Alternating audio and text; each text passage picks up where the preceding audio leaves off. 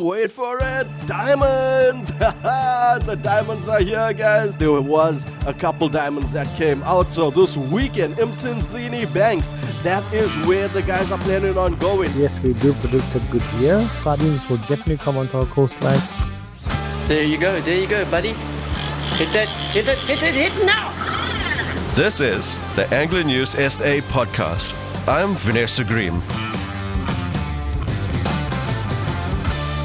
Hello and welcome to another Angler News SA episode. Guys, it's your KZN report where it's been a tough week. It's been a challenging week. Some might even say it's been an atrocious week. However, every cloud has a silver lining, and that silver lining is coming this weekend. It is going to be absolutely epic. I mean, if the weather predictions stay the way it is, guys, we are in for a treat. Now, in this week's episode, we talk about the difficult fishing that had been. We talk about the lack of fishing that had been. However, we also get into a few exciting bits, right? We've got our Q&A where we are talking to Jace Govender about what we can expect for this year's sardine run, what the predictions are. We are talking to Adam if we're heading down the south coast to fish off Margate Pier, what baits to carry, and we are going to be talking to Ray whether we can use circle hooks for bronze bream, because as we know that water temperature is dropping, and well, you know what, can we really use circle hooks, or do we stick to our J-hook? With that cooler water, that edible species are coming around, we can feel it, the water is clearing up. Hopefully it's the complete end of this rainy period, and we are going to kick off that autumn fishing from this weekend. Now, before we get into what we can expect for this weekend, guys, huge shout out to our sponsors, the Kingfisher. The Kingfisher are the leading fishing tackle specialist. We stock gear for every facet of fishing, from carp to cooter, marlin to trout. Basically, everything. We have stores across KZN, from Toti to Salt Rock, Durban to Pietermaritzburg. You can also find us online at kingfisher.co.za. Alrighty, thank you, the Kingfisher. Now, guys, let's get into the show. Let's start off with a bit of a treat. Let's chat with Jace Govender, guys. This is the part of the show where we are starting that Q&A, right? Where I am linked up with the country's best anglers, and you know what? If I can't answer your question, we've got the guys to do it for us. So please get involved in the show. Ask us the questions, and let's get those answers. Now, this week, one of the questions was, what are our predictions for this year's sardine run? And who better than Jace Govender to answer that? Morning, Vinesh. To answer your question, yes, we do predict a good year. Yes, the water temperatures started dropping already, but that could change on a dime. All we need is water temperatures around 19 to 21, and this cool temperature must hug the coastline and must be close in. So this do come closer inshore. Sardines will definitely come onto our coastline. It all depends how cool the water is and how close in cool water is. If there's no cool water in, or the water is too warm close inshore, the sardines will definitely be out in the deep. But years have shown that you can have a miss year, and a miss year means the sardines just hold the colder water deeper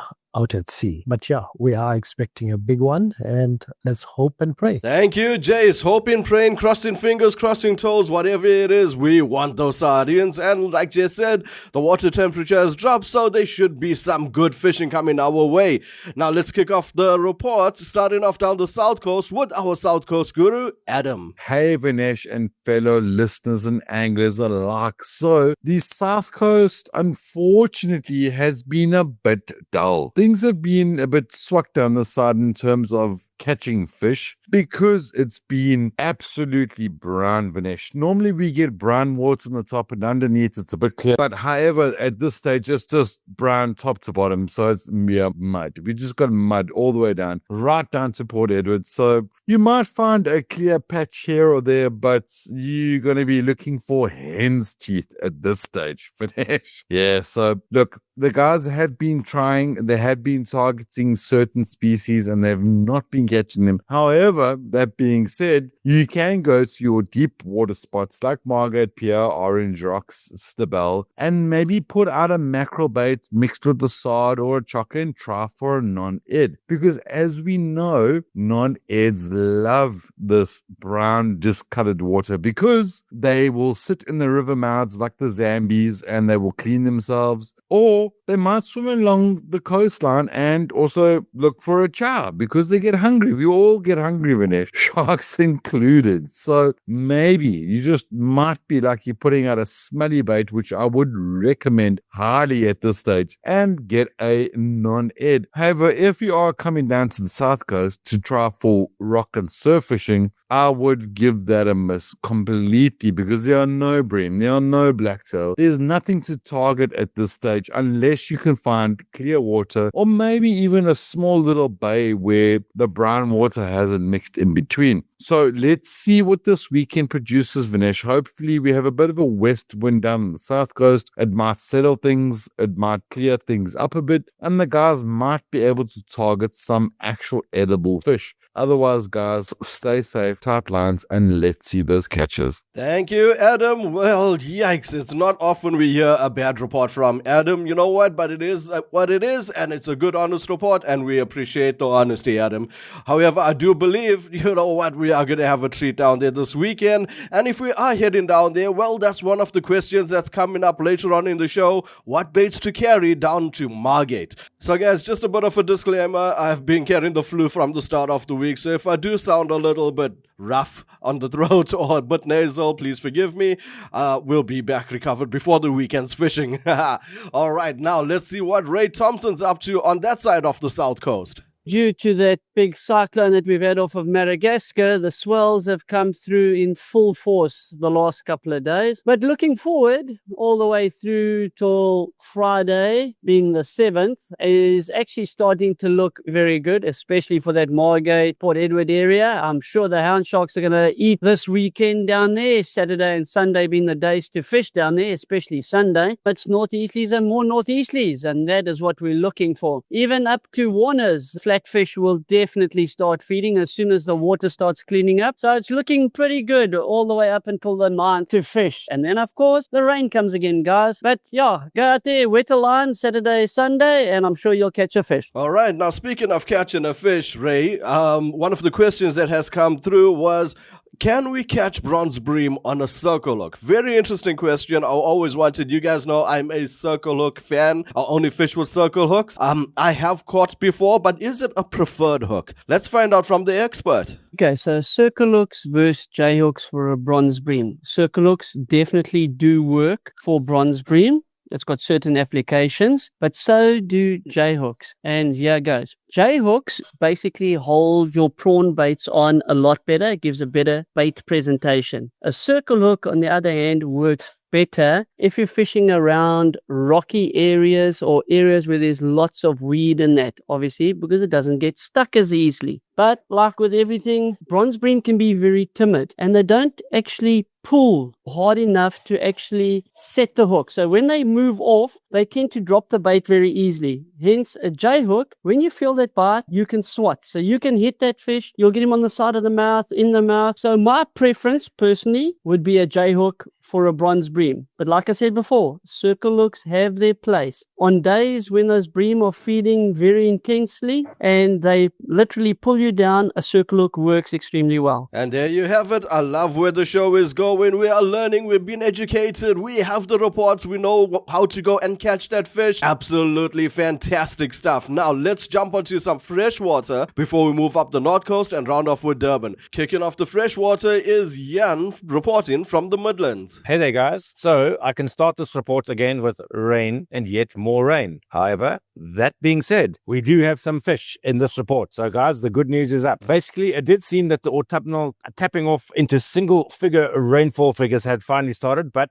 last night we had a deluge of anything up to about 85 mils in the Midlands, which is basically otherwise. The highest rainfall was once again up close to the Berg, so it's on its way down from there. The upper land's already very much soaked, leaking heavily. So guys, any rainfall which is going to fall now is basically going to be on the move. And if you thought the rivers were unplayable previously, that is certainly going to be the case now. With the rivers all pretty much in spate, we have no returns logged, not even one, from the otherwise brave Natal Fly Fishing Club river anglers over the past week. But if you have to go, you have to go. And with a client-driven booking, I was off to the river. Water levels pushing bank to bank, coupled with the onset of some soaking to the skin rain. It was a showcase of primal perseverance from my UK visitor who saw him tackle his first wild-spawn brown trout in South Africa. The following day dawned clear and we headed up to another river, managed another further 2, including one on dry, so completing a hat-trick of SA browns. Water temperature 16 to 17 degrees. Midlands conditions are more than a sticky bog, and while there were a couple of outings by NFFC Stillwater anglers, I'm pleased to note once again there were some fish reported. Not least was the above-mentioned UK visitor who fooled a very healthy rainbow of 46 centimeters on a stop home from the river on one of the NFFC waters. Bass fishing remains on the slow with reports of no luck and not even a tug emanating from Albert Falls. Midmar is reportedly fishing better with plenty smaller fish about and a few in the 2 to 3 kilo range showing up. Private dams, however, across the Midlands and even up to Winterton are fishing a bit better. Guys, Sterkfontein, which was the place to be this summer, and if you are after a bar of gold, appears to have quietened down as a result of some inclement weather up north. So guys, if you're still looking to catch that bar before the end of the month, watch the weather for a spell of 2 to 3 days for clear hot weather and the fish will be back on. There were some scalies out and about in the lower sections, but they were just some tiddlers. But one report mentioned getting out there is still better than sitting at home. Do stop in the Kingfish in Pietermaritzburg for the best in tackle advice. This is Jan Korabel reporting for Angler News South Africa from the Kingfisher in Pietermaritzburg.